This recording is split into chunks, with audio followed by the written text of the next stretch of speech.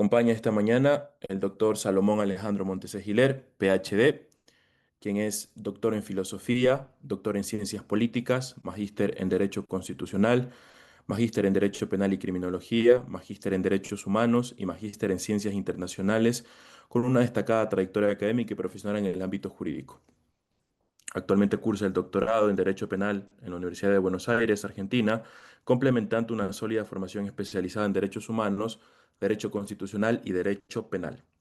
Se desempeña como defensor público del Ecuador, docente universitario e investigador, contribuyendo activamente a la promoción de los derechos fundamentales, la formación jurídica y el fortalecimiento del sistema de administración de justicia. Es autor de libros y publicaciones científicas especializadas. Sus aportes académicos lo han consolidado como un referente en la investigación jurídica y defensa de los derechos humanos. Permítame grabar la intervención del doctor Montese, por favor. Recording in progress. Bien, doctor, ¿nos permite, por favor, continuar?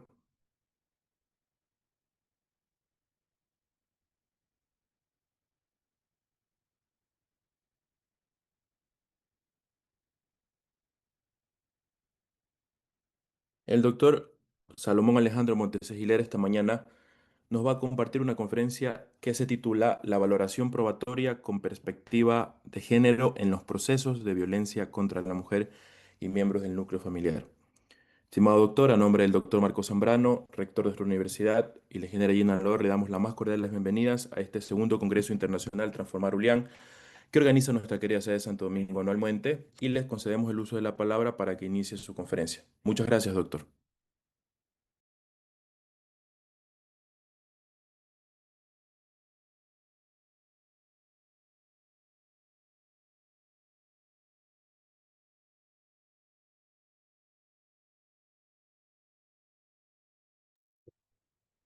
Muy gentil, estimado Magíster Marcelo, distinguidos alumnos, alumnas y señores autoridades de esta grandiosa institución, Universidad Laica Eloy Alfaro de Manabí, sede Santo Domingo de los Áchilas.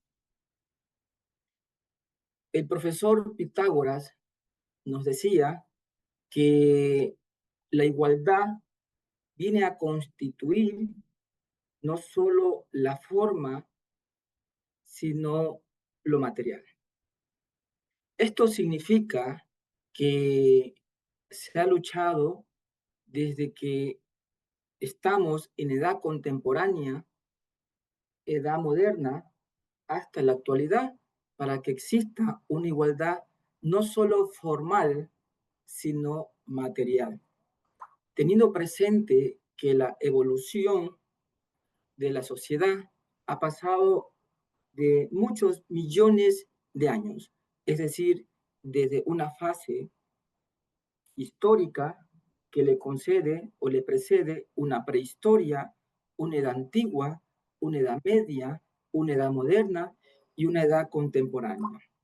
Pero a raíz de esa edad moderna, desde un 12 de junio de 1776, me hace recordar con respecto a la Declaración de Virginia en los Estados Unidos de Norteamérica, donde habían inmigrados 13 colonias inglesas y establecieron ciertas normas, principios y derechos positivizados para que rijan ese Estado. Pero un 4 de julio de 1776 se da la primera constitución y única constitución que tiene Estados Unidos. Pero aún así, la evolución humana fue dando orígenes en 1789 con esto de la Revolución Francesa.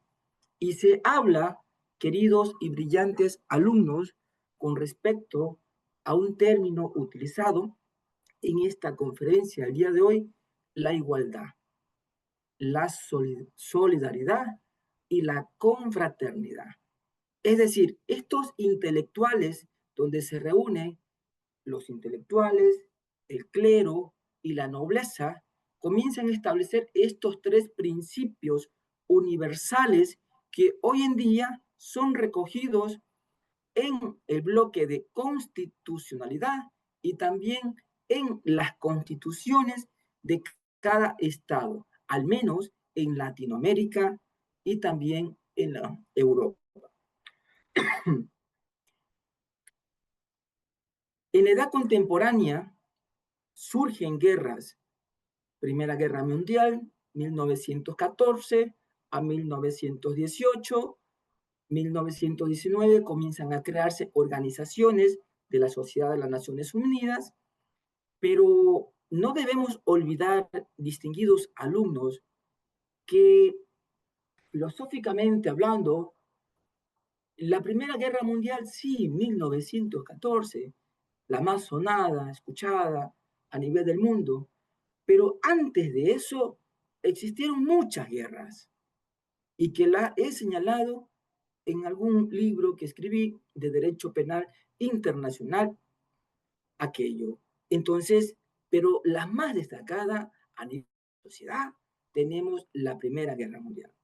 Pero fueron creándose organizaciones incipientes para que haya una protección a estos principios, a esta igualdad, a esta confraternidad y a esta solidaridad, que desde luego debo indicar a ustedes que estos tres elementos que se trabajaron en edad moderna, en la actualidad existe mucha ausencia en la propia sociedad, en la propia sociedad. Es decir, no existe una plenitud de igualdad, de confraternidad y de solidaridad.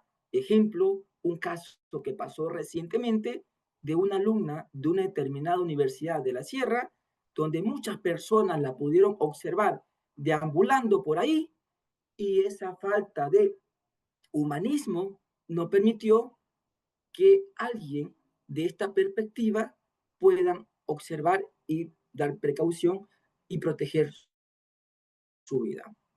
Pues 1938 a 1944 tenemos la Segunda Guerra Mundial, edad contemporánea.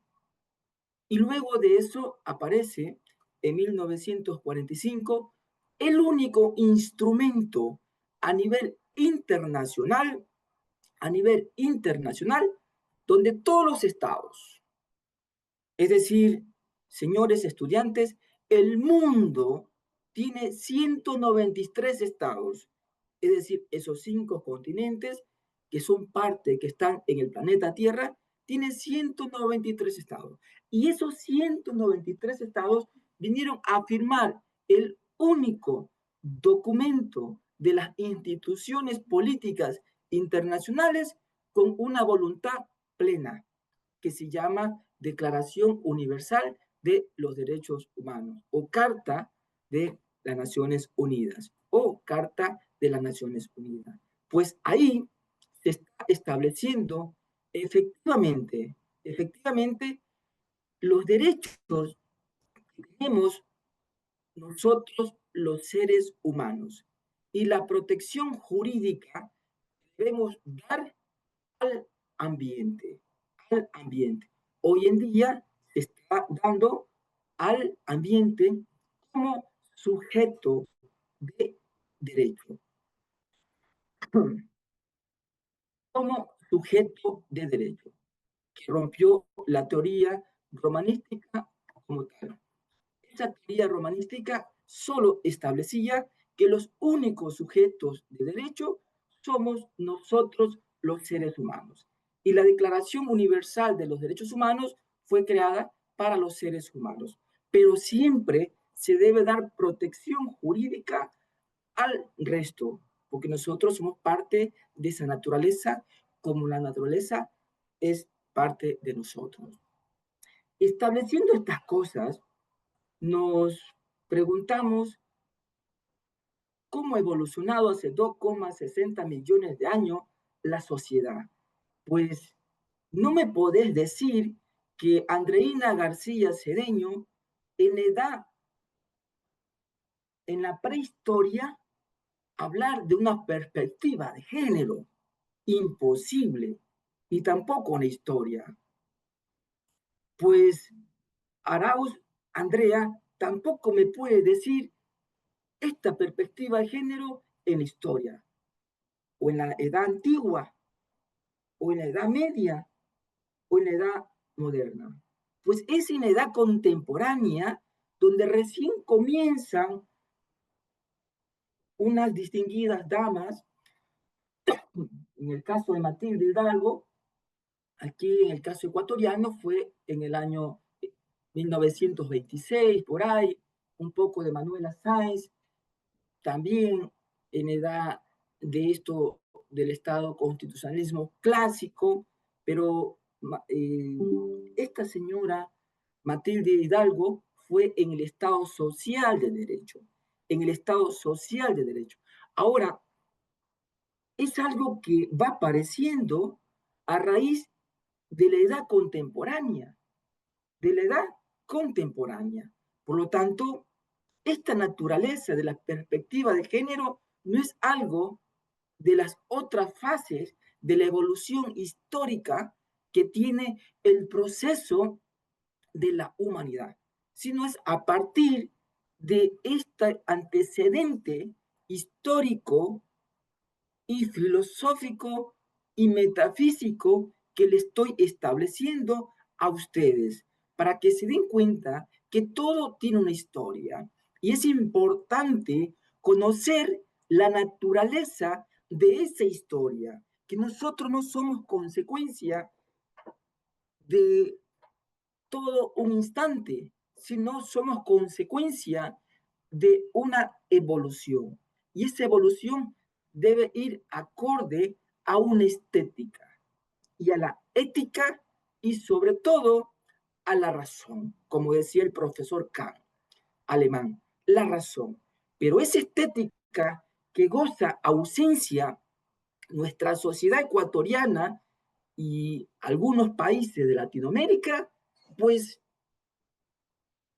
produce que los estados violen derechos humanos y no exista respeto hacia ellos, ni hacia los demás, ni hacia las propias instituciones. Y es por eso que en estas intervenciones vamos a ver cómo organismos internacionales también juzgan al Estado por violar derechos humanos. Es decir, su profesor, Salomón Alejandro Monteseguiler, ha establecido que el tercer mundismo permite que existan esta naturaleza de violaciones de derechos humanos, producto de la irracionalidad de las personas que están en el ejercicio del poder en un momento determinado.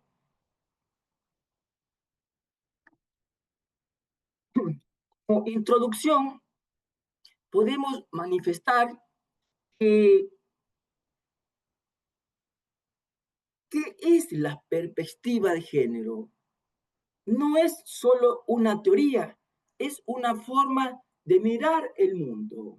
Pues el profesor Salomón ha establecido que una teoría viene a constituir una explicación frente a una descripción, pues describo el fenómeno, explico el fenómeno y elaboro una predicción. Esos tres puntos importantes es lo que yo determino a la teoría. Cuando establezco una descripción y establezco una explicación y propongo predictivamente, estoy estableciendo una teoría. Y es lo que he hecho en algunas, o por no decir en todas mis obras filosóficas o jurídicas, estableciendo estas cosas. ¿Hacia dónde camina la sociedad? ¿Hacia dónde camina? ¿Hacia dónde va la sociedad? Por lo tanto, esta perspectiva de género no solo viene a constituir esa teoría descriptiva, explicativa y predictiva, sino que tiene una mirada distinta al mundo. Pues, desde luego, analiza cómo se construyen las diferencias entre hombres y mujeres en cada contexto. Y esta diferencia que se construye entre hombres y mujeres en cada contexto tiene algo muy importante que nos enseña la sociología y sobre todo la antropología. Respetar a la diversidad, a la diversidad. Eso es muy importante y que en las sociedades actuales, al menos de la América Latina, existe mucha ausencia de eso. Y, y en lo personal, no puedo dejar ser un pensador acrítico, pero sí crítico con altura, de acuerdo al pensamiento de la razón y no a la fecundación de ideologías, pues la ideología para mí mata la razón, mientras que la razón construye pilares que permiten el progreso y el desarrollo de la misma teoría. Pues ayuda a reconocer las desigualdades, oportunidades y recursos disponibles para ambos géneros. Pues desde un punto de vista metafísico y material, esta perspectiva de género nos permite romper ese grado de desigualdad, pues hoy en día tenemos hombres y mujeres trabajando. Tenemos a toda persona, como dice la Declaración Universal de Derechos Humanos, sin importar distinción, raza o etnia. Es decir, estas oportunidades hoy en día están actualmente, podemos decir, en la Constitución que nos dice ya el bloque de constitucionalidad desde muchos años atrás que se debe respetar. En la Constitución de 1998, la conocida Constitución de Sangolquí, que se revisó en la ciudad de Quito, pues ya se establecía algunas cosas interesantes con respecto a esta situación. Pero ya comenzó a realizar avances, pues no es una mirada femenina, sino que busca entender todas las experiencias humanas, pues la filosofía y también el punto doctrinario de esto de lo que es la perspectiva de género busca que no sea una mirada femenina o con un aspecto donde se implante la voz del feminismo.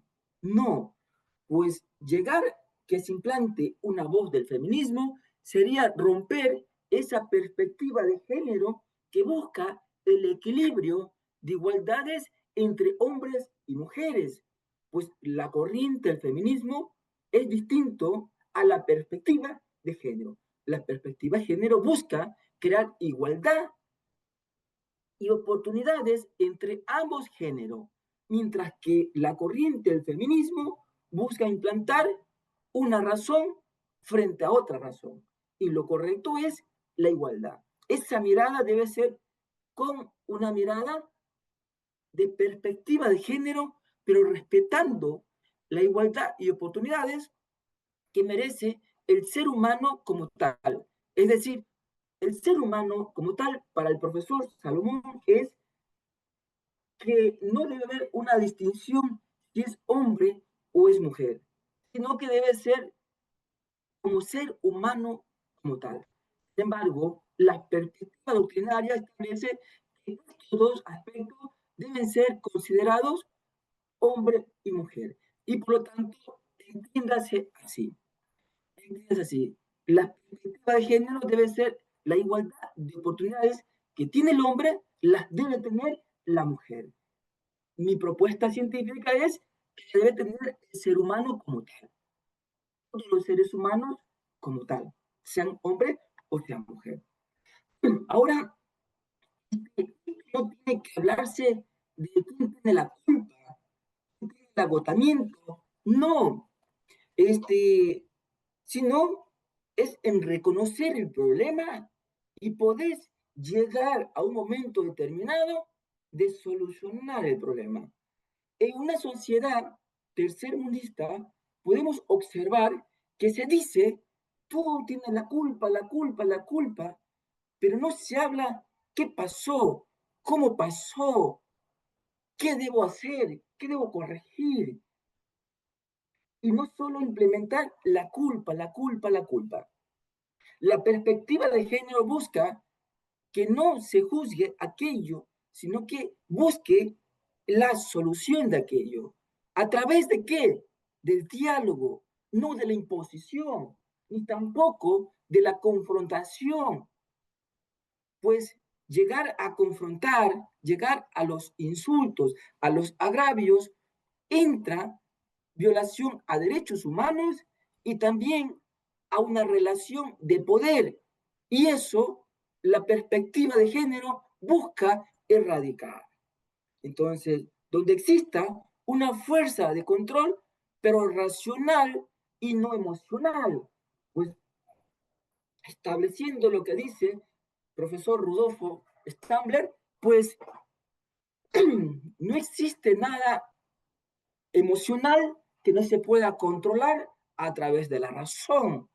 Pues ya lo decía Tales de Mileto, pues lo racional da origen a aspecto racional, pues en el ámbito de la psicología, si no tienes el equilibrio frente a lo emocional, pues tus decisiones serán emocionales y no racional. Esto significa que la sociedad debe buscar el equilibrio entre los rasgos y los aspectos emocionales y racionales para poder así tener un equilibrio y no exista esto de que el hombre tiene una relación de poder frente a la mujer y que también no exista una corriente feminista que vaya a decir tiene la razón frente al otro género, pues sería muy peligroso que llegue a fomentarse eso. Por lo tanto, su objetivo de esta perspectiva de género es transformar las condiciones que generan desigualdad. Este es un cimiento importante de esta doctrina donde el pensamiento filosófico buscamos que esto no solo sea formal, sino sea material. Es decir, si la Constitución de la República del Ecuador, en el artículo 66, numeral 4, donde se establecen las libertades, pues no solo debe estar plasmada en las constituciones o en los textos secundarios o leyes primarias, sino que debe darse de una forma material, es decir, en el comportamiento social, donde se pueda respetar a los niños, a las niñas y a los adolescentes. Entonces, en este sentido figurado y metafórico, podrá darse el equilibrio que estoy estableciendo en este momento. Pues la violencia contra la mujer constituye una grave vulneración de los derechos humanos.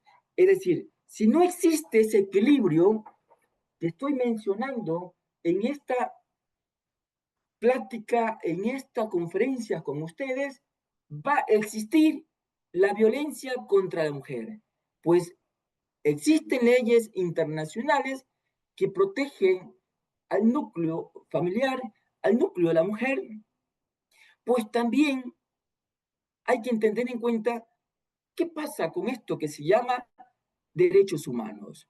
Para el señor doctor Gustavo Medina López, ex procurador general del Estado de la República del Ecuador y ex presidente de la Corte, de la excelentísima Corte Suprema de Justicia de ese entonces, manifestaba en una de sus clases en la Universidad Central del Ecuador, donde tuve el privilegio de ser alumno de tal brillante profesor y gran jurista ecuatoriano que a la actualidad de sus 90 años aún sigue siendo una enciclopedia en la República del Ecuador y que ha dejado márgenes a nivel internacional también.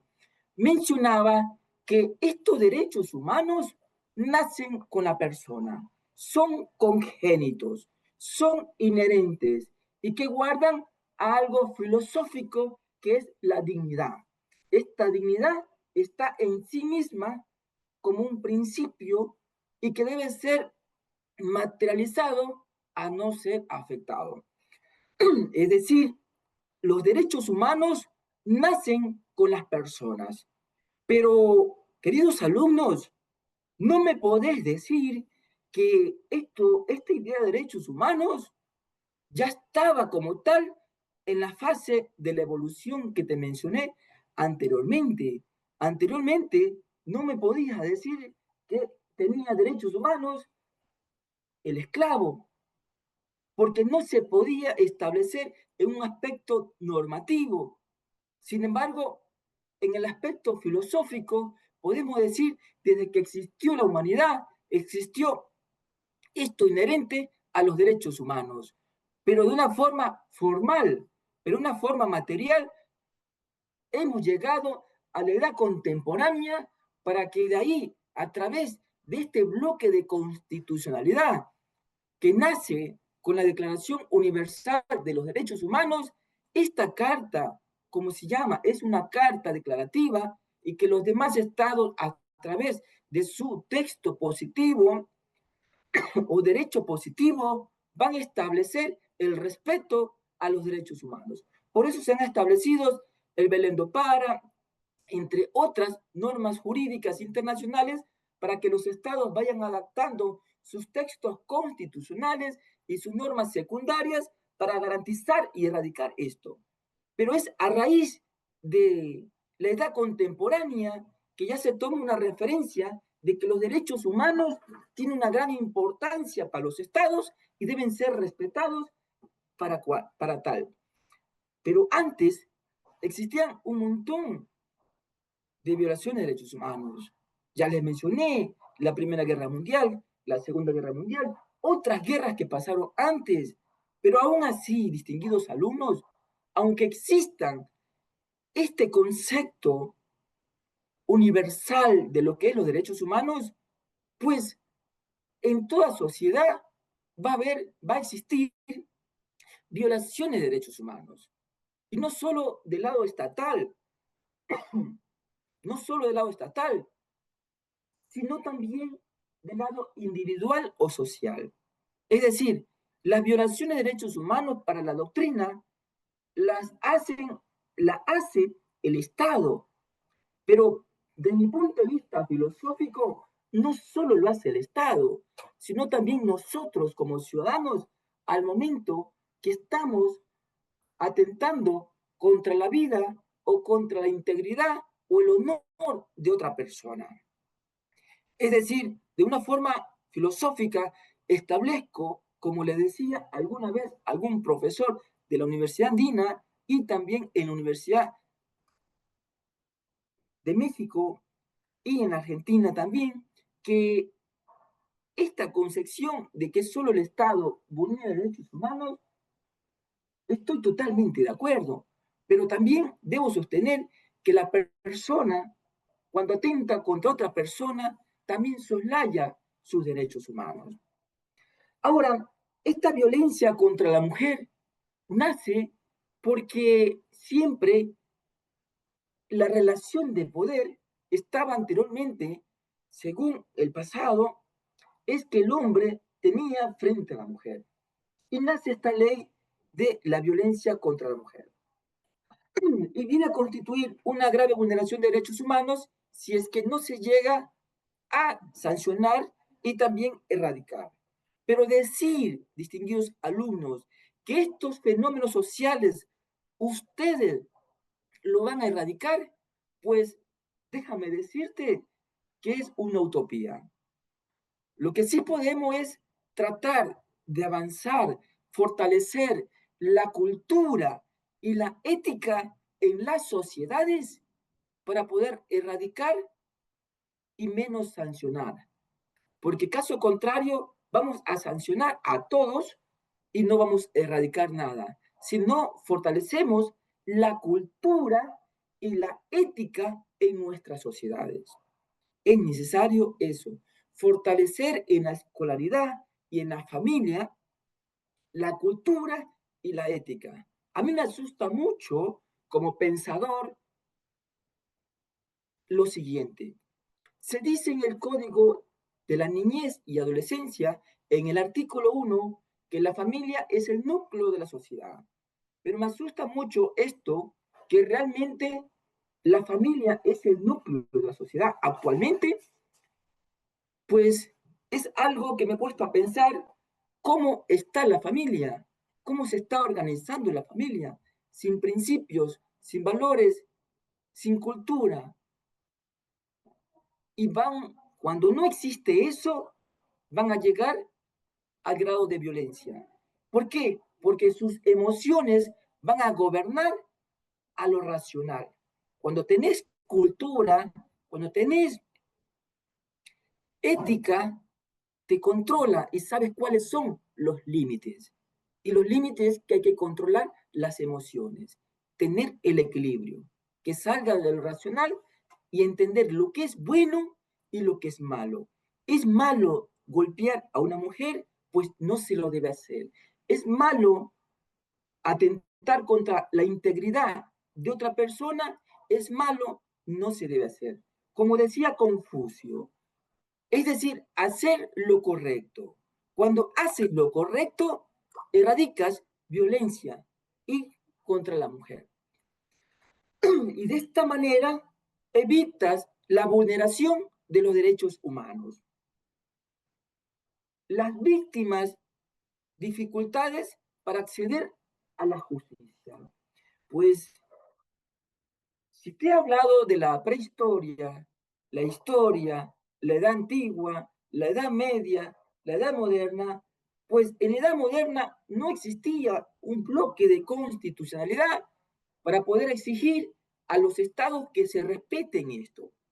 Pues el sistema de justicia en ese entonces, pues no tenía esas directrices del bloque de constitucionalidad para que sean resguardadas como tal, o respetadas como tal, o ese acceso a esa tutela judicial efectiva. Pues con el transcurso del tiempo, en edad contemporánea, es que se da estas posibilidades de poder acceder a la justicia. Primero llegó aquí en el caso ecuatoriano con las comisarías donde hacían conciliaciones y de pronto en la actualidad se ha llegado a establecer que en violencia intrafamiliar no se puede conciliar. Es decir, existen otras cosas que se pueden conciliar de acuerdo al derecho, a la Constitución, y otras cosas que no se pueden conciliar. Anteriormente, en el caso ecuatoriano, cuando existía la comisaría de la mujer, podían llegar a una conciliación. Y esto pasó en el caso de María da Peña, donde anteriormente en el estado de Brasil, un profesor le golpeaba, maltrataba, hasta que una escopeta le dio un tiro a María da Peña y sale la ley María da Peña, en el caso brasileño, y fue irradiado para los demás estados latinoamericanos. Entonces, comienza a tener acceso a la tutela judicial efectivas las víctimas y a poder denunciar. Y también a dejarse a un lado que la violencia intrafamiliar pueda tener ese elemento de conciliación, porque se conciliaban y al día siguiente eran maltratadas nuevamente. Ahora surge la necesidad de valorar las pruebas considerando el contexto de desigualdad y discriminación. Para que exista discriminación o desigualdad, pues debe haber un elemento a quien se le dé prioridad y a otro elemento que no se le dé la misma justificación de prioridad. Es decir, si a Luis le doy 2 caramelos, a Alberto tengo que darle también 2 caramelos para que haya igualdad. Pero si a Luis le doy 2 caramelos y a Alberto un caramelo, estoy generando desigualdad. Al menos que exista un premio que sea distinto, que no un evento y por eso merece 2 y Alberto 1. Sin embargo, cuando existe un elemento a quien se le da favoritismo y al otro no, se crea la desigualdad y también se crea el elemento discriminación. En nuestra Constitución de la República del Ecuador, en el artículo 11, numeral 2, se habla que no puede existir desigualdad ni discriminación. Pero la pregunta es, ¿ustedes tratan de manera igual al resto? ¿Ustedes no discriminan al resto? ¿Ustedes dan prioridad a otras personas y no a otros? Pues esa concepción en lo personal he visto en nuestra sociedad ecuatoriana donde se dan más favoritismos a unos y no a otros. Es decir, mientras que no se fortalezca esto que yo denomino la ética y también la cultura, habrá el elemento desigualdad y discriminación. Desigualdad y discriminación. Entonces, para que no exista estos elementos de violencia en la propia sociedad, debe constituirse la ética y el progreso cultural. Pues el objetivo fundamental de la perspectiva de género es que las decisiones judiciales sean justas, sean libres de prejuicios y respetuosas de los derechos humanos. Ese es el objetivo fundamental de la perspectiva de género, que exista un acceso a la tutela judicial efectiva, pero que sea justa. Pero para que sea justa, distinguidos alumnos, debe gozar de ética, debe gozar de una persona correcta. Pues, y la pregunta es, ¿quién elige esas personas justas? ¿Quiénes eligen esas personas correctas? El sistema. ¿Y qué tal si ese sistema no es justo y no es correcto porque no goza de ética?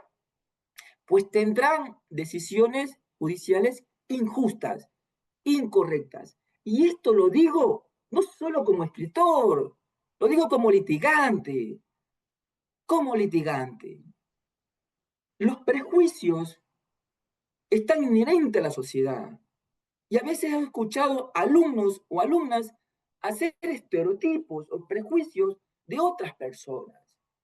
Entonces, si es que a nivel profesional no salen esos estereotipos, esos prejuicios, ¿qué pasa con el niño, con el adolescente, con el joven que escucha del profesional esos prejuicios?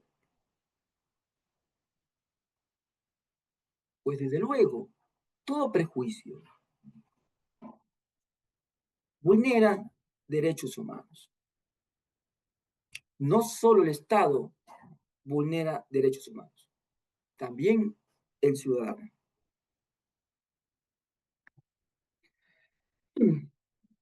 Pues la fundamentación teórica de la perspectiva de género la podemos establecer de la siguiente manera. ¿Es una herramienta metodológica? Sí. ¿Y qué nos permite esta herramienta? A través del método, nos permite analizar, nos permite identificar, nos permite observar el elemento del fenómeno. ¿Cuál es el elemento del fenómeno en la perspectiva de género? La discriminación y la desigualdad entre hombres y mujeres, que viene desde la época prehistórica hasta la edad contemporánea, y es por eso que sale esta doctrina y luego se normatiza a través de la ley la perspectiva de género para erradicar la violencia intrafamiliar. Ahora, nos permite analizar las relaciones asimétricas de las relaciones de poder. y que en la actualidad se ha tipificado en nuestra norma constitucional, se garantiza como un derecho constitucional lo siguiente. En el artículo 66, numeral 1, garantiza el derecho a la vida. Es decir, todas las personas humanas tenemos derecho a la vida. Pero también se establece en el numeral 2 y numeral 3, se establece que se debe luchar contra la afectación y que no exista violencia psicológica, física o se atente contra la integridad de una persona. Entonces, se lo hace constitucionalmente para poder regular esta relación de poder que pueda existir dentro del núcleo familiar. Pues desde luego los estereotipos de género han existido hace muchos años y siguen existiendo. Pero mientras que no exista la cultura plena en el país, no va a existir la erradicación del estereotipo. Si quieres erradicar la violencia de género, pues debes fortalecer la ética, debes fortalecer la cultura y con eso vas a erradicar los prejuicios y también los estereotipos. Para evitar los contextos de vulnerabilidad, desde luego, si haces y fomenta el Estado lo que estoy manifestando, no va a haber contexto de vulnerabilidad. Vas a romper las barreras del acceso a la justicia, pues se debe llegar a la tutela judicial efectiva y que resuelvan de una forma justa, ética y respetando el debido proceso en esos casos.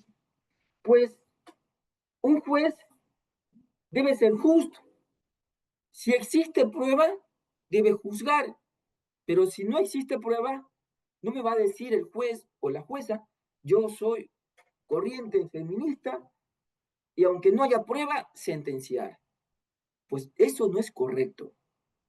O sea, al momento de que juzgas un caso, debe existir prueba documental, testimonial y pericial para poder juzgar ese hecho. Como decía Marco Tulio Cicerón, hechos, no palabras. Pero al momento que el juez las palabras las conoce como hechos, sin ser hechos esas palabras, porque tiene una inclinación a una corriente determinada llamada feminismo, pues no es correcto, pues el juez es imparcial y debe juzgar de acuerdo a los elementos probatorios que le establece la ley, testigos, testimonio, prueba documental, pericial. Pues si no existe eso, aunque haya existido una denuncia, no podrá ser justo sentenciar a alguien si no tiene los elementos probatorios. La finalidad de la perspectiva de género es promover la igualdad real. Queridos alumnos, en lo personal me he puesto a pensar si la igualdad es o no es una utopía, pues, y si materialmente va a existir la igualdad. Pues para su profesor, la igualdad es una utopía. Sin embargo, está de una forma material y formal que tenemos que luchar para que exista.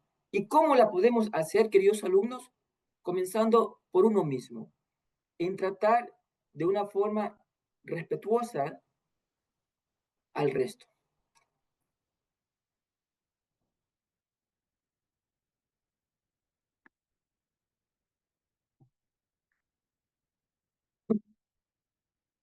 Como fundamentación teórica, debo establecer que esta perspectiva de género, la distinguida jurista mexicana Marcela Lagarde establece lo siguiente: la perspectiva de género permite identificar las condiciones estructurales que producen discriminación y violencia, facilitando la construcción de mecanismos institucionales destinados a garantizar la igualdad real.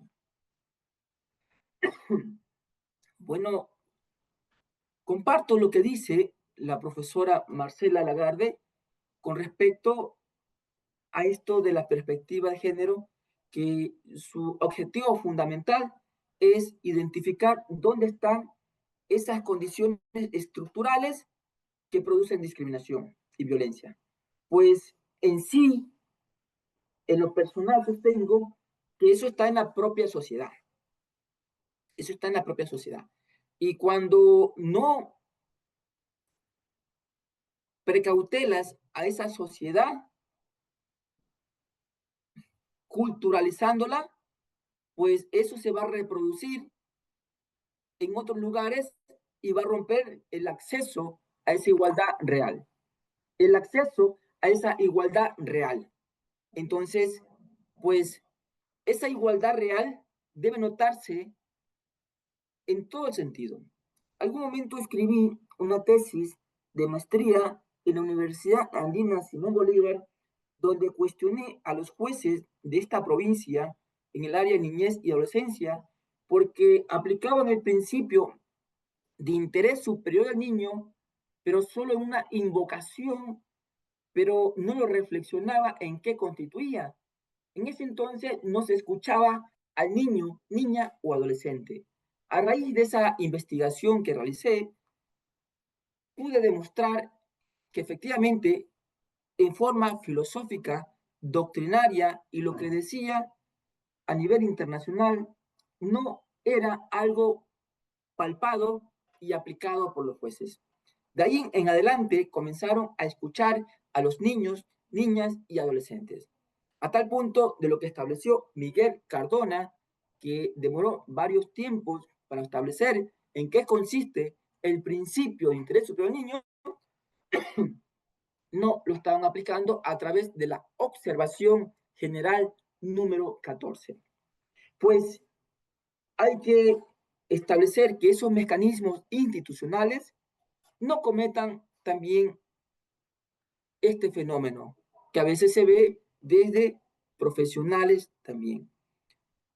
Ustedes no están exentos de ser profesionales y que cometan violencia de género o violencia intrafamiliar.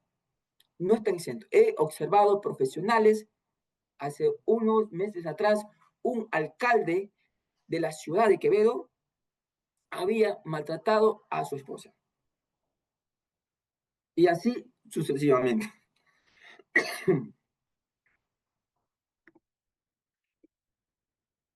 El marco jurídico internacional.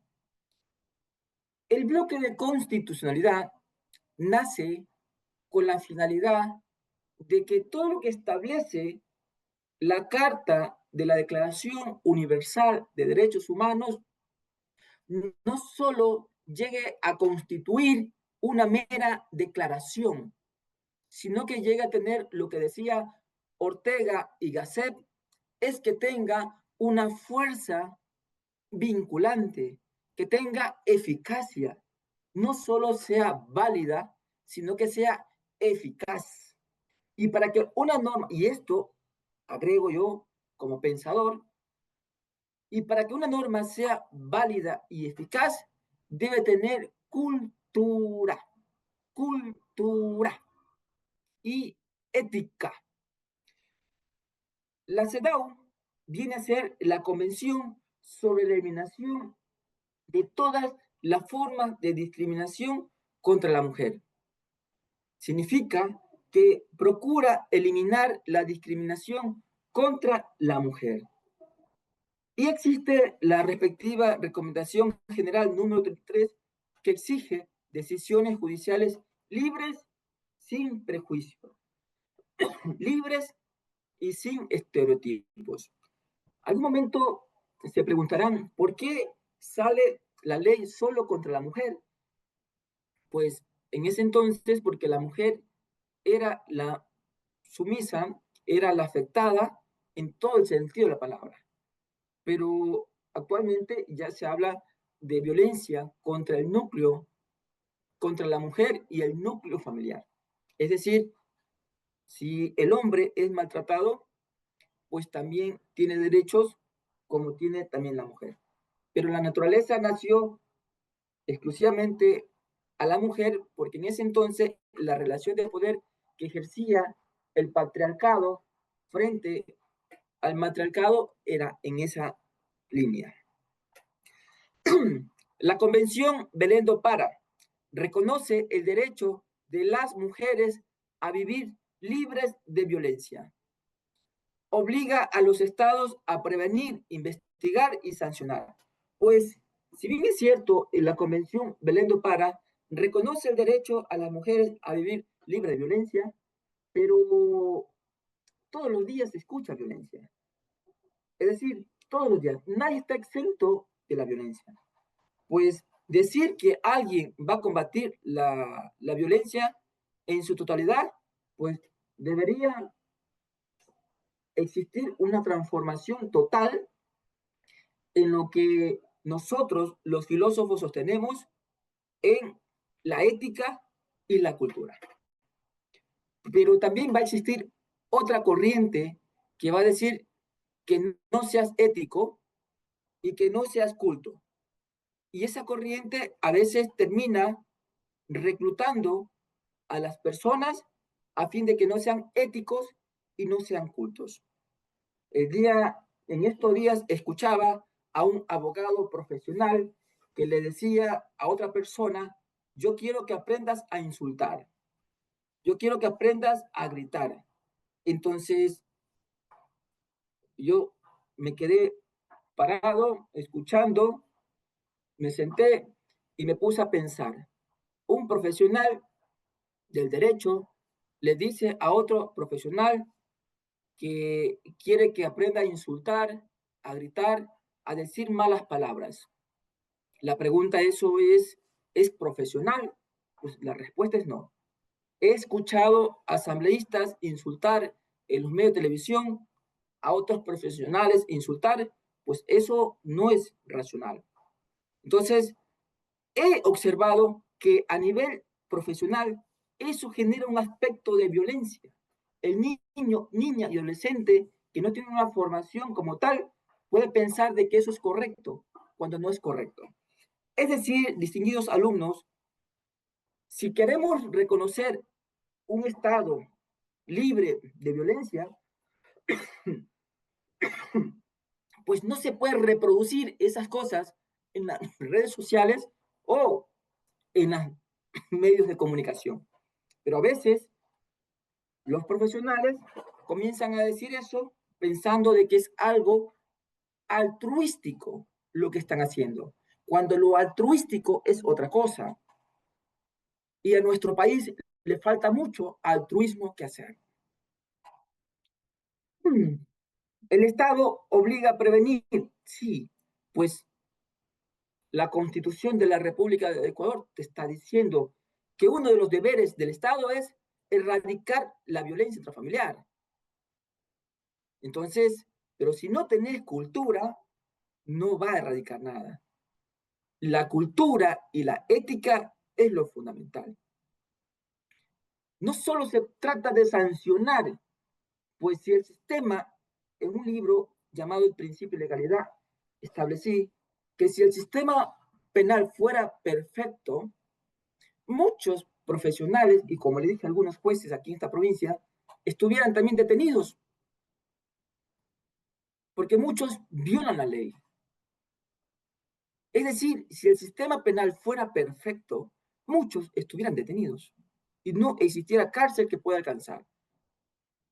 Entonces, pero el Estado tiene esa forma de prevenir con la cultura, con el civismo, con el altruismo, con la educación, haciendo estos eventos académicos donde los estudiantes asistan pero que hagan una conciencia colectiva del fenómeno que está pasando en el Ecuador. Por Dios, ¿cómo es posible que yo prenda el televisor y escuche a personas insultando y toda la sociedad ecuatoriana escuchando eso? Por Dios. Y si yo les digo a jueces, fiscales y profesionales que vivo una sociedad tercermundista, se ofenden cuando digo la verdad. Hay que salir del tercermundismo y llegar al progreso. Estos eventos académicos, pues es eso, una especie de reflexión de lo que está pasando, de lo que debemos prevenir y erradicar. Pues la Corte Interamericana de Derechos Humanos ha desarrollado estándares sobre valoración probatoria en casos de violencia de género. Y le voy a mencionar lo siguiente. En el caso Campo Algodonero versus México, se estableció lo siguiente. Por el año 2001, noviembre, desaparecen 3 jóvenes y luego aparecen asesinados en Ciudad Juárez, en el Estado de México. Y en el año 2011, la Corte Interamericana de Derechos Humanos conoce este caso y resuelve. Y dice que se afectó el derecho de género a través de las torturas y violencia generado a estos 3 jóvenes. Y que responsabiliza al Estado por no haber dado con diligencia la investigación de estos casos, por haber descuidado las denuncias presentadas sobre estos casos. Entonces, en Ciudad de México existe bastante este tema del patriarcado. Y fue una sentencia hito para ese Estado. Entonces, es muy importante tener en cuenta que ese estándar internacional le obliga al Estado de México, a través de las políticas públicas, a través de la Corte Suprema, Cortes provinciales, a través del Parlamento, realizar normas jurídicas legislativas para poder erradicar esto y que esas instituciones tengan más eficacia en este proceso de investigación. En el caso Atala Rizo y Niñas versus Chile, pasa lo siguiente. Atala Rizo era una juez, luego se divorcia y se casa con una persona del mismo sexo de ella. Primera instancia le da la razón a Atala Rizo con la custodia de sus hijos. En segunda instancia, la Corte Provincial de allá del Estado de la República de Chile le da la razón a Atala Rizo y le da la custodia. Es decir, le ratifica lo que en primera instancia ha resuelto. El esposo, el ex esposo de Atala Rizo, acude a la Corte Suprema de Justicia de la República de Chile,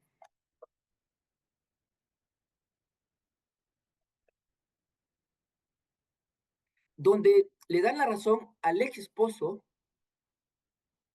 de Atala Rizo y le dicen, hey, usted no va a tener la custodia de sus hijos. Y se la da al papá. Atala Rizo presenta una demanda internacional y acude a la Corte Interamericana de Derechos Humanos para que resuelva este caso.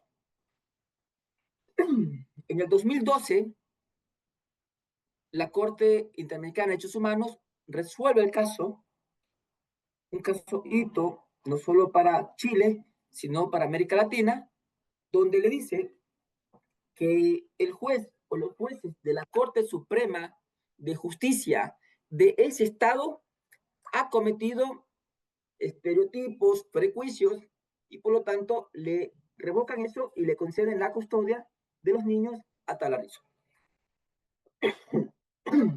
Porque no tiene perspectiva de género esa sentencia. Ahora, pasó esto, distinguidos alumnos, pero ¿qué es lo importante de esto?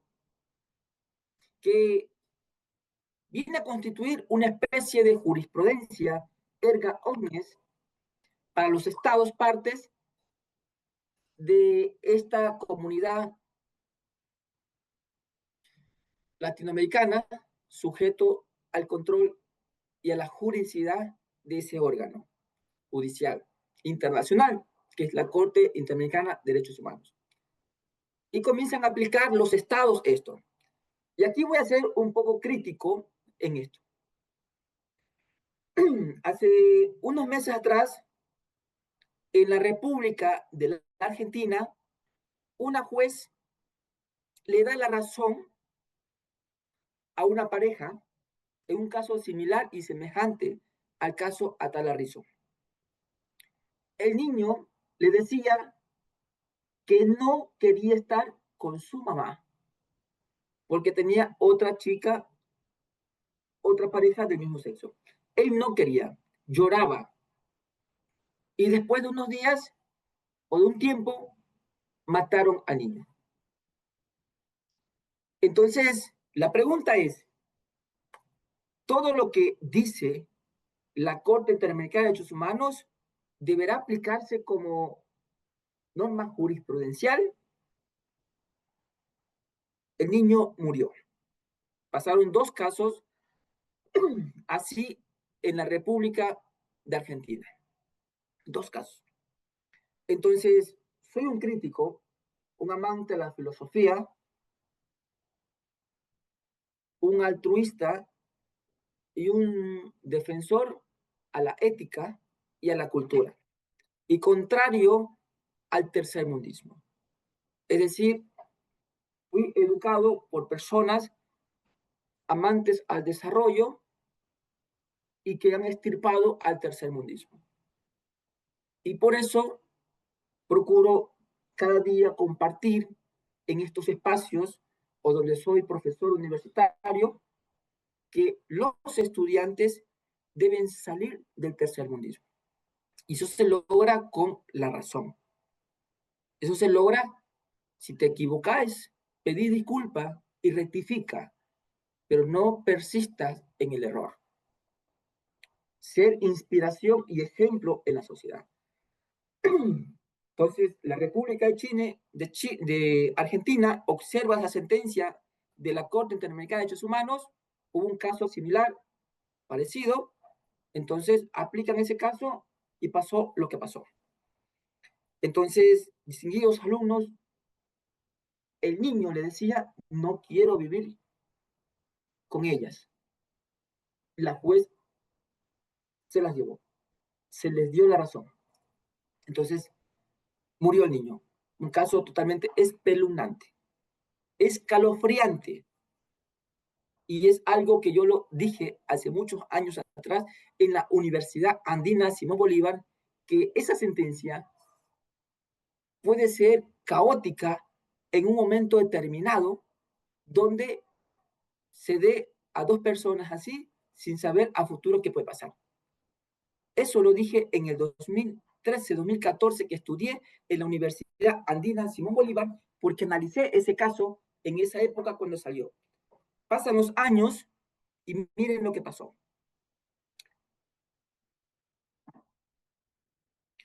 En el caso Vélez Franco versus Guatemala, pasó en el 2014, resuelve la Corte Interamericana de Derechos Humanos y hace un análisis de perspectiva de género, donde se dice que a estas adolescentes también se le violaron sus derechos de género y que también hubo ineficiencia por parte del Estado en no poder dar atención inmediata. Entonces, ustedes pueden ver, queridos alumnos, que estas sentencias que sale y la Corte Interamericana de Derechos Humanos sentencia al Estado. No dice a una determinada persona, sentencia al Estado. Distinto al derecho penal internacional, que en cambio sí sentencia a la persona y no al Estado, sino a la persona. Por eso les decía a ustedes que yo respeto lo que establece la ley y la doctrina. Quien vulnera derechos humanos es el Estado, sí, pero no me puedo apartar de la línea que como pensador y escritor he realizado, que nosotros, las personas humanas, viola derechos humanos, ¿sí? Y no solo el Estado. Y para eso están las leyes secundarias para gestionar y sancionar. Yo entiendo todo lo que dice que va contra el Estado, pero mi otra posición filosófica y teórica es que el humano viola derechos humanos también, y no solo el Estado.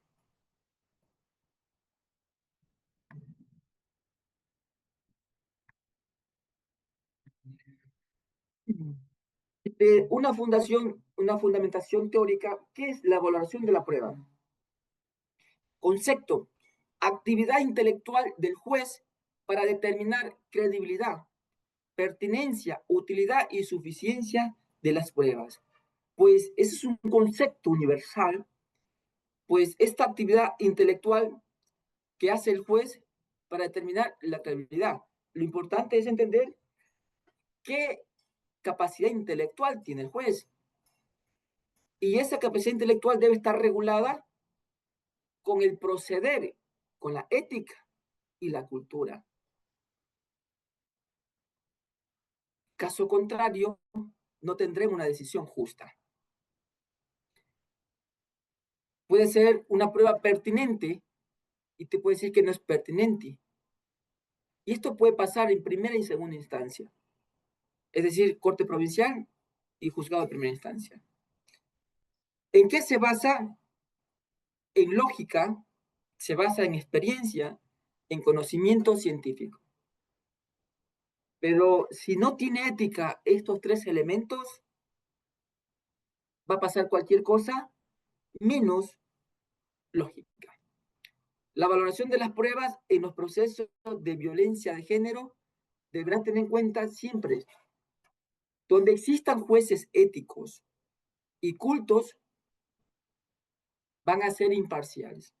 Van a dar la razón a quien tengan que dar. Pero desde luego, no van a estar exentos del error.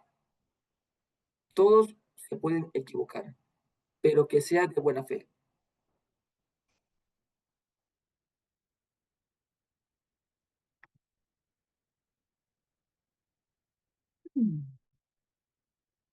Tenemos un principio que es la debida diligencia, y las autoridades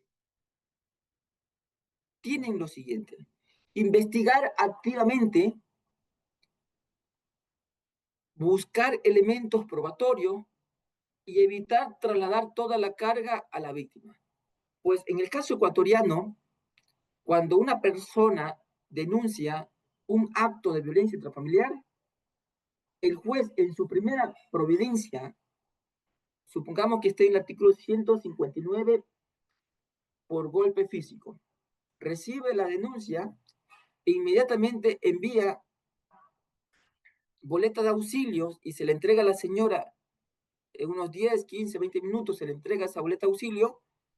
Y si va ese señor a maltratarla o cualquier persona que le quiera maltratar dentro del núcleo familiar, la detienen y puede ir presa. Entonces, es inmediata. Aparte de eso, le envían a realizar trabajo psicológico. Bueno, no es trabajo psicológico, es una especie de una prueba psicológica para ver qué grado de afectación tiene en el proceso de violencia intrafamiliar que está recibiendo por esa persona. Le envían a realizar trabajo social, así se llama, un informe de trabajo social, donde está una persona licenciada que hace un estudio del entorno donde se desenvuelve ella y donde se desenvuelve este fenómeno social de violencia intrafamiliar. Entonces, busca esos elementos probatorios generados por la propia institución, que se llama el Consejo de la Judicatura, a través del juez.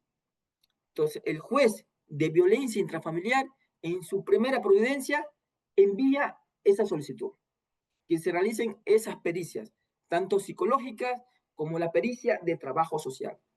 También dispone inmediatamente, aparte de entregar la boleta de auxilio, que se realice un testimonio anticipado en 15 días, en 22 días, y la víctima tiene que ir a hacer o rendir ese testimonio anticipado.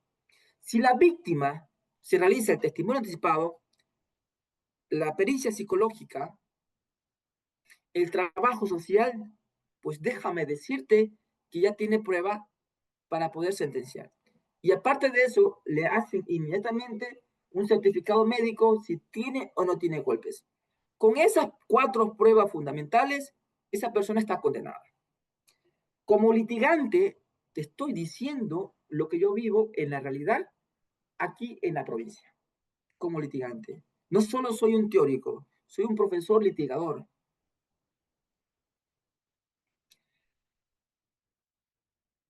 Pero más que eso, defensor de la ética y de la cultura. El objetivo es garantizar una investigación efectiva y de protección de derechos. Si la persona hace todo eso que se le envía en primera providencia, estarán protegidos sus derechos. Si la persona no lo hace, pues no le dará elementos probatorios para que el juez juzgue. Anteriormente había una determinada juez que sentenciaba sin prueba. Yo apelaba y revocaban esa sentencia. Pues no pueden sentenciar sin pruebas.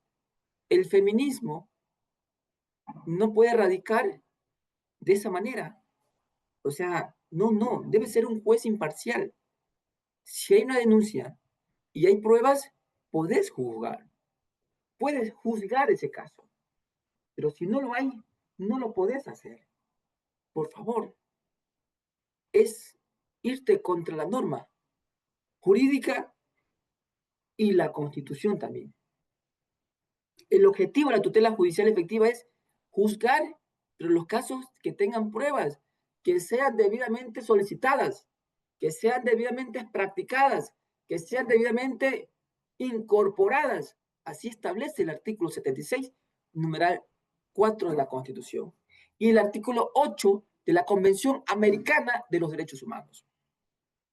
Pero por Dios, no puede una juez juzgar sin pruebas o dejar medidas de protección sin haber sentenciado a nadie, porque el artículo 619, numeral 5 del Código Orgánico Integral Penal establece, donde se ratifica la inocencia, no se puede dejar medidas de protección en un caso.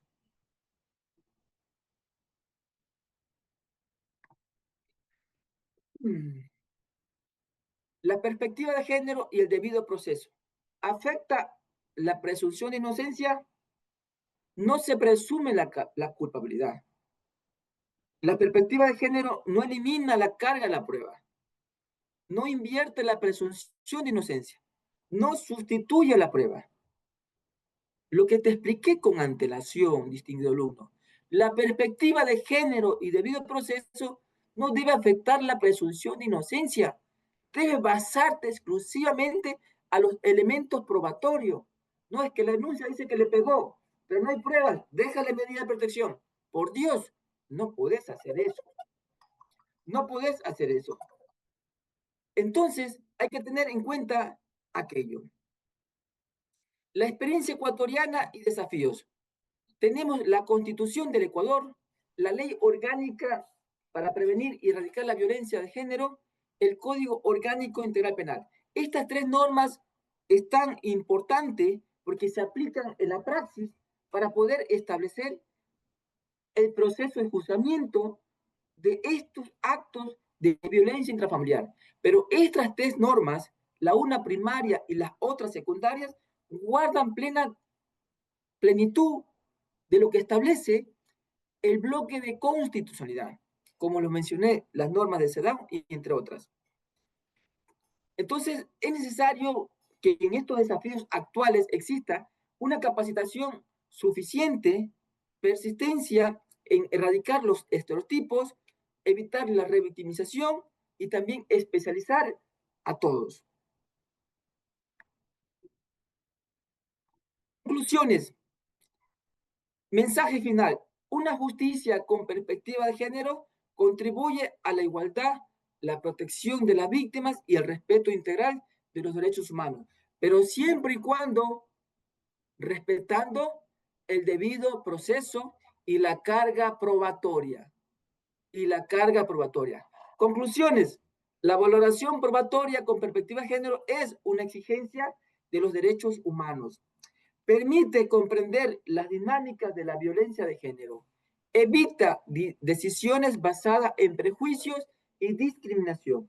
No vulnera el debido proceso ni la presunción de inocencia. Requiere capacitación permanente y especializada judicial. Queridos alumnos, debo manifestar eh, lo que dijo en su momento el profesor Stephen Hawking. ¿Tenés un agujero negro? Pues lo vemos en el lado espacial. Pues yo veo los agujeros negros en el ámbito terrenal. Si la persona se acostumbra a la ausencia de ética, a la ausencia de la cultura y a la resistencia al progreso social, pues estará dentro del agujero negro del caos. Y ese caos los lleva a la autodestrucción. Y no habrá sistema judicial ni constitucional que reivindique cualquier acto irracional. Muchas gracias. Muchas gracias, doctor Montesé. Un gusto escucharle. Vamos a la siguiente fase, por favor.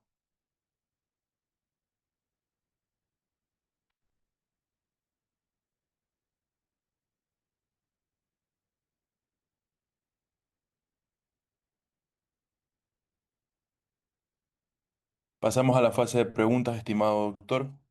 Tenemos algunas preguntas aquí en la, en el chat. Sí, recuerden también, estimados participantes, el link de la inscripción y de la asistencia lo tenemos en el chat para la emisión del certificado de horas académicas. Bien, vamos a hacer un par de preguntas y luego procedemos a cerrar el debate, por favor. Tenemos una pregunta de Martín Espinosa que nos dice: buenos días, doctor. Excelente ponencia. Mi pregunta es: ¿cómo afecta el derecho a la tutela judicial efectiva la falta de mecanismos coercitivos inmediatos para garantizar el cumplimiento de las medidas de protección dictados en casos de violencia de género? Cuando existe un hecho de violencia intrafamiliar, inmediatamente se entregan las medidas de protección y también una boleta de auxilio donde se está estableciendo que el presunto infractor, en este caso denunciado por violencia intrafamiliar, no puede acercarse a la víctima. Pero cuando se emiten estas medidas de protección, el artículo 76 de la Constitución establece que debe existir un debido proceso. Es decir, a este sujeto de derecho se le deberá notificar que esas medidas de protección están vigentes y han sido otorgadas a la persona que está en calidad de víctima. En caso de que no se llegue a notificar al presunto agresor a través de un agente de la policía que se llama DEVIC, no se llega a notificar, pues el señor podrá infringir o acercarse a la señora, pero no lo podrán meter preso. Al momento que él está notificado, se lo podrá detener inmediatamente y podrá ir preso por incumplir una decisión de autoridad competente que se llama legítima. Entonces, irá preso de 1 a 3 años. Y no solo le van a juzgar por el hecho de contravención por violencia intrafamiliar, sino que luego por incumplir esa medida de protección, irá preso y se lo va a juzgar por un delito de incumplimiento. Ahora, hay que tener en cuenta que esa notificación a esa medida es fundamental. Yo soy defensor público gratuito por parte tanto de las víctimas como también del procesado. De lunes a viernes soy defensor público en el área de flagrancia. Y si me toca defender a un procesado, procesado. Casos excepcionales también he defendido a procesadas que son mujeres. Pero también los fines de semana, en cambio, me ponen de defensor público un día por la víctima y otro día por el procesado. Entonces, defiendo toda esa área y conozco el fenómeno como tal, no solo una forma teórica, dogmática, filosófica o sociológica y antropológica, sino también de una forma metafísica. Entonces, los medios coercitivos, distinguido alumno, están previstos en todo momento. Como decía León Duigui, el derecho sin fuerza, el derecho sin fuerza es impotencia, pero la fuerza sin el derecho es tiranía.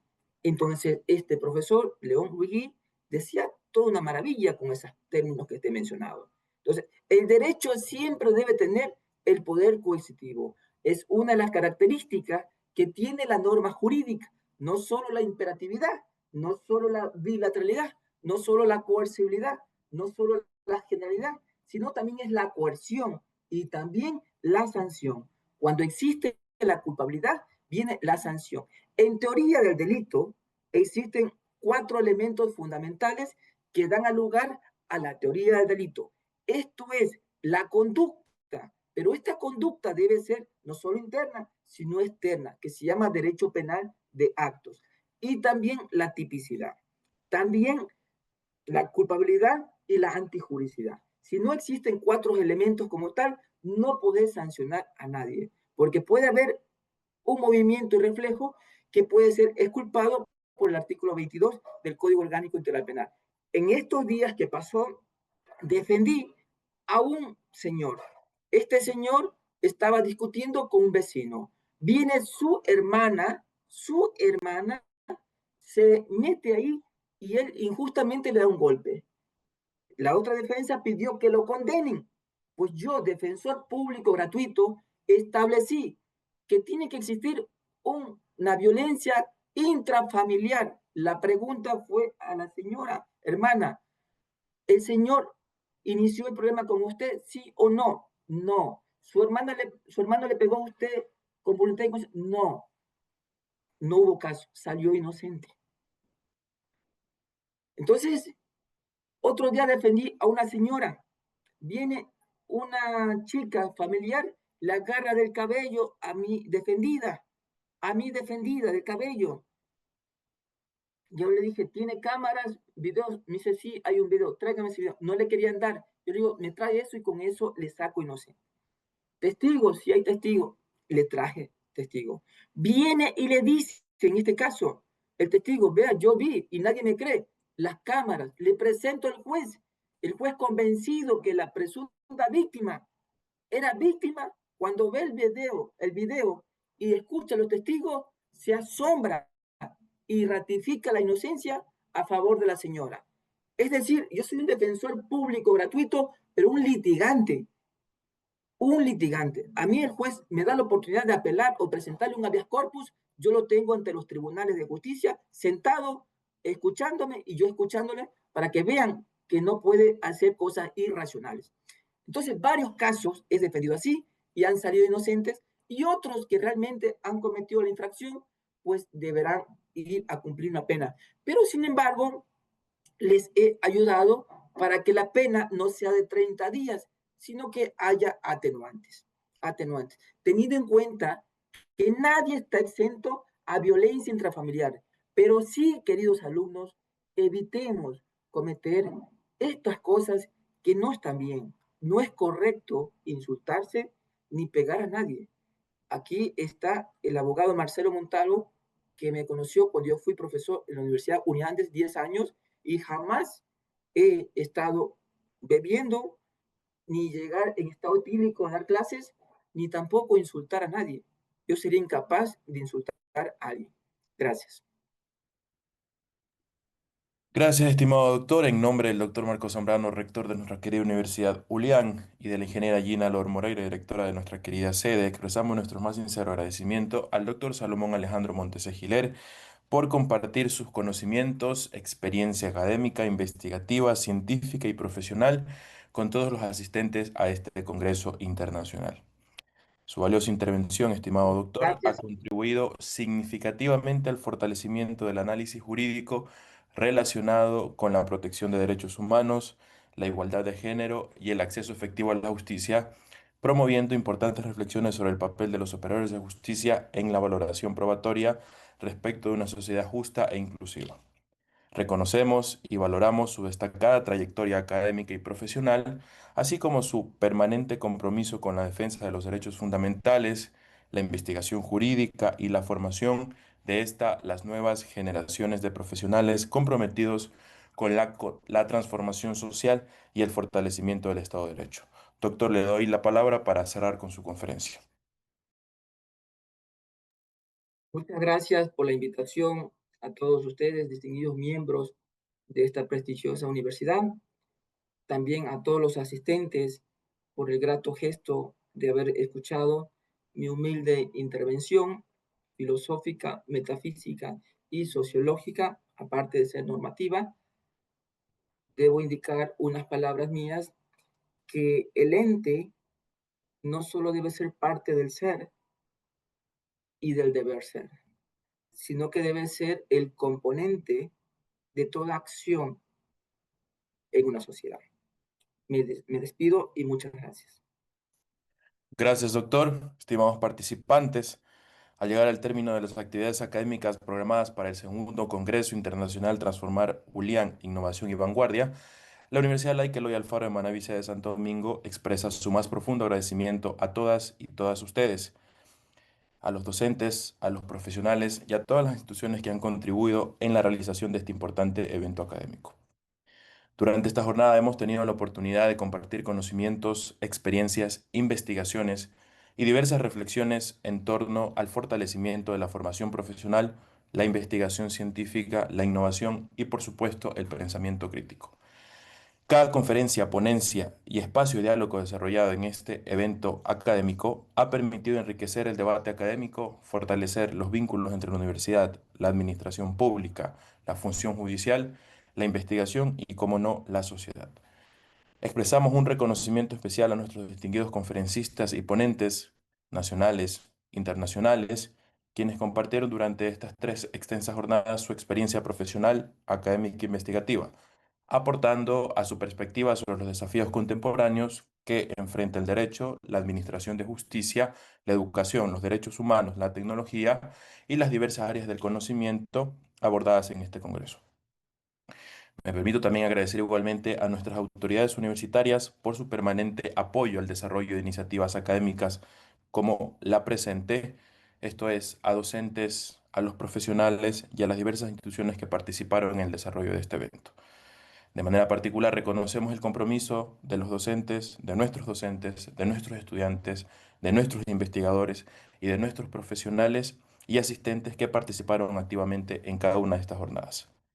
Este Congreso Internacional reafirma el compromiso internacional e institucional de la Universidad Ulián y de la sede de Santo Domingo en especial, con la formación integral, la investigación, la vinculación con la sociedad y el respeto a la diversidad de ideas y búsqueda permanente de soluciones a los desafíos contemporáneos del derecho.